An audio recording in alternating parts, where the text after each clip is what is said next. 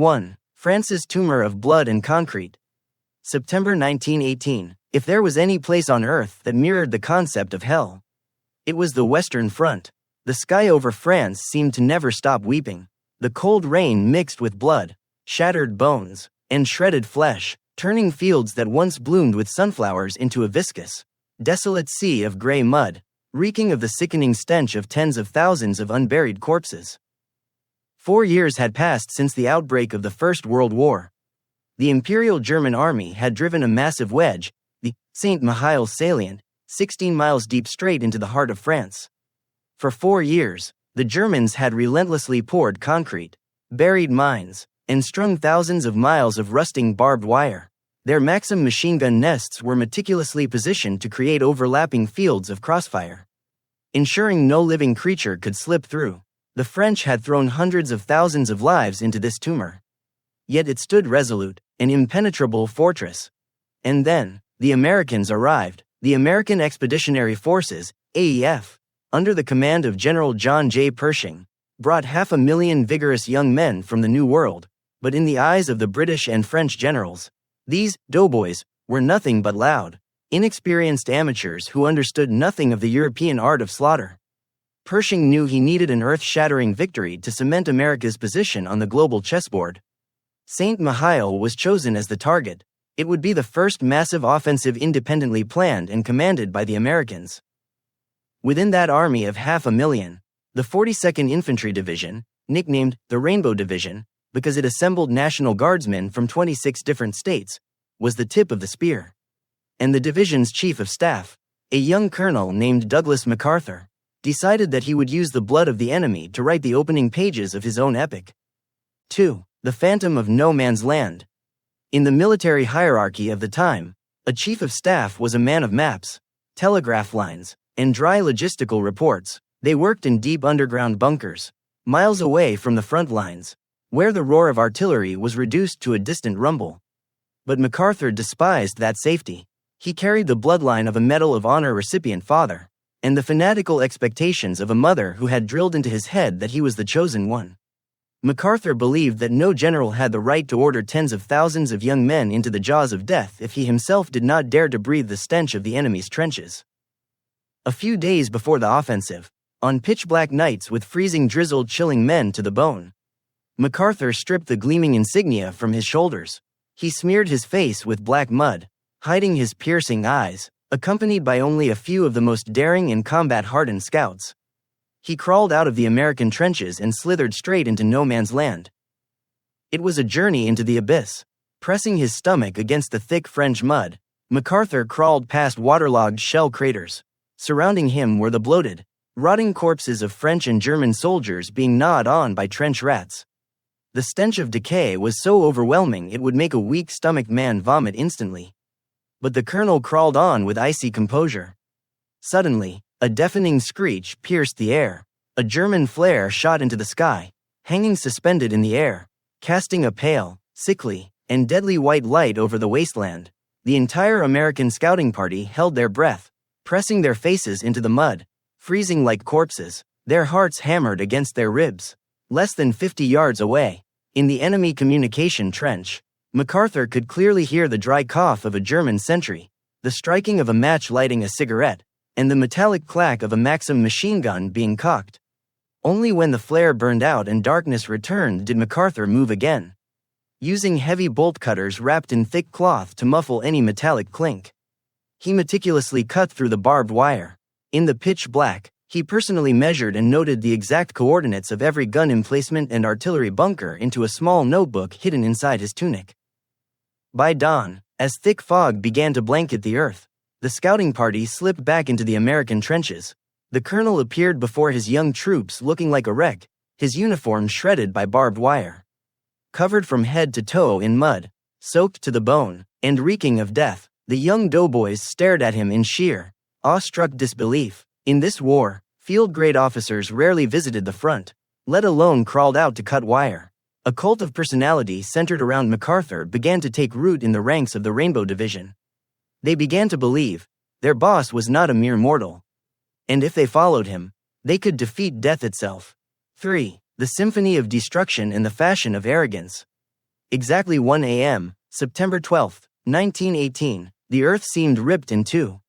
General Pershing had amassed the largest artillery barrage in the history of the U.S. Army. 3,000 cannons roared simultaneously. Over 1 million artillery shells rained down on the St. Mihiel salient in just 4 short hours. The night sky ignited with continuous, hellish red flashes. The shockwaves from the explosions generated gusts of wind that tore the roofs off villages miles away. The entire German defensive line was pulverized into a blinding storm of debris. Dust, gunpowder, and vaporized flesh. The noise exceeded the limits of the human eardrum. It morphed into a violent vibration that shot down the spines of the tens of thousands of American soldiers waiting for the order to fire. 5 a.m., H hour had arrived. A torrential downpour began to fall, mixing with a thick fog that choked visibility. Piercing trench whistles shrieked down miles of the front line. A deafening battle cry echoed. The Americans surged up the wooden ladders, poured out of the trenches, and flooded into no man's land. Amidst tens of thousands of neatly geared soldiers, heads protected by heavy steel doughboy helmets, cumbersome gas masks slung at their hips, hands gripping rifles with gleaming bayonets, MacArthur emerged. He appeared as an open, walking insult to every military safety regulation, acting like a man taking a casual stroll through a park. No steel helmet. He refused to wear protective headgear. Instead, he wore a soft officer's felt cap, a crushed cap. He had personally removed the wire stiffener inside so it slumped in a rakish, cavalier fashion. No gas mask. Even as the Germans panicked and fired shells filled with mustard gas, a yellowish-green vapor that burned lungs and blinded eyes, MacArthur carried no mask. He considered it cumbersome and cowardly. No weapon. He carried no pistol, no sword. He wore only a heavy turtleneck sweater from his West Point days. His only weapon was a riding crop, and resting on his lips was a corncob pipe, puffing smoke rhythmically. MacArthur wasn't crazy. It was a masterfully calculated psychological ploy. Amidst the earth-shattering barrage, the blinding fog and toxic gas, and the sheer terror of 20-year-old recruits tasting blood for the first time, all they had to do was look over their shoulders. And they would see their commander. They didn't need to look for rank insignia, they only needed to spot the one man without a helmet, standing tall, smoking a pipe in the middle of a war zone. MacArthur strolled casually. He didn't run. He didn't flinch or duck when shrapnel screamed just inches over his head.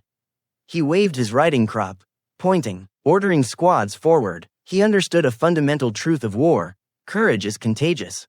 But so is panic. If the commanding general refused to bow his head to death, his young soldiers would transform into fearless machines. They would push forward out of sheer shame if they caught themselves cowering in the mud before a man like that. 4. The collision of constellations. MacArthur meets Patton. That morning, absolute chaos reigned across the front. Though American artillery had pulverized much of the defensive line, the Germans fought back fiercely from surviving machine gun nests. The muddy deluge of France caused the American armored spearhead, French-built Renault FT light tanks driven by U.S. crews, to bog down severely. The infantry stalled. German defensive artillery relentlessly rained shrapnel in a desperate bid to shred the advancing formations. Right on the slope of a heavily bombarded hill, MacArthur was walking upright to inspect the situation when he unexpectedly crossed paths with the young officer commanding those bogged-down tanks, Lieutenant Colonel George S. Patton. Two of the greatest, most arrogant, and glory-hungry egos in the United States Army had coincidentally crossed paths in the very epicenter of hell. Artillery shells shrieked deafeningly through the air. All around them, soldiers frantically dug into the mud with entrenching tools, pressing their bodies flat against the earth, hiding in water-filled craters to save their lives. But not MacArthur and Patton. They stood perfectly upright on an elevated mound of dirt, completely exposing themselves to the sky. Patton, sporting his ivory-handled revolver in its holster, was just as defiant as MacArthur.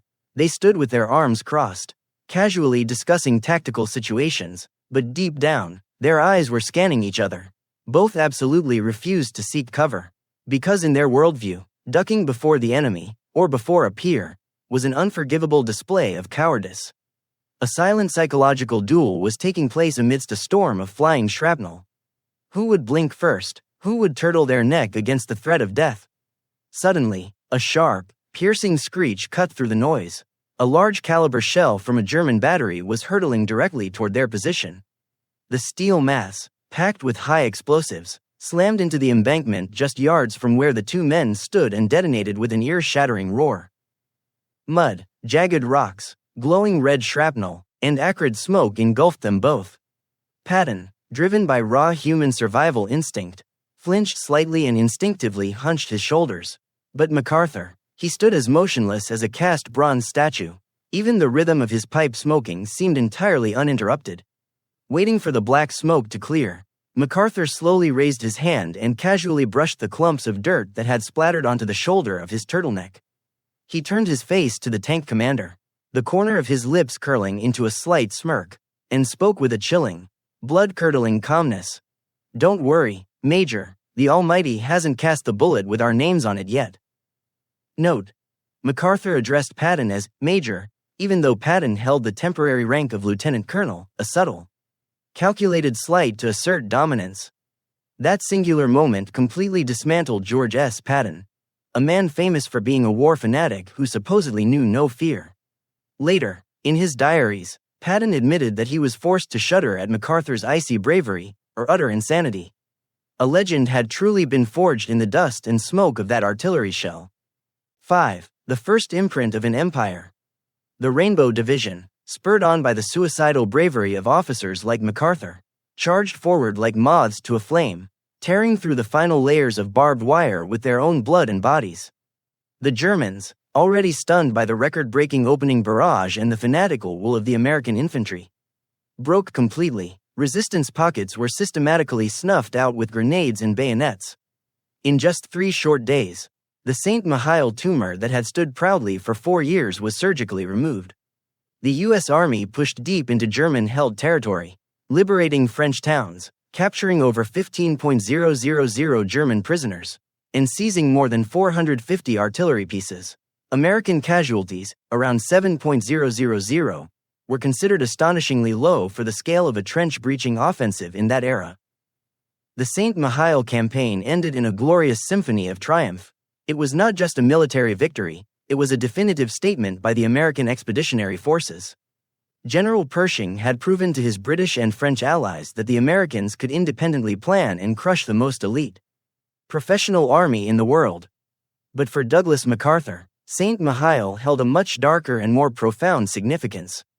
The fact that he could stroll vertically through a hurricane of bombs and bullets, without a helmet, without a weapon, and not suffer a single scratch, solidified a fatalistic belief. That night, standing in the ruined German trenches, puffing his familiar corncob pipe, the young colonel truly believed he was not just a brilliant soldier. He was a messenger of history, a man guaranteed immortality by the Almighty, a supreme individual standing above the ordinary laws of war, life, and death. The St. Mihiel campaign birthed the heroic, peerless legend of MacArthur, but simultaneously, it planted a toxic seed of absolute arrogance, a seed that would grow day by day. Until 33 years later, it would single-handedly burn down the most illustrious career in the United States Army amidst the freezing blizzards of the Korean Peninsula.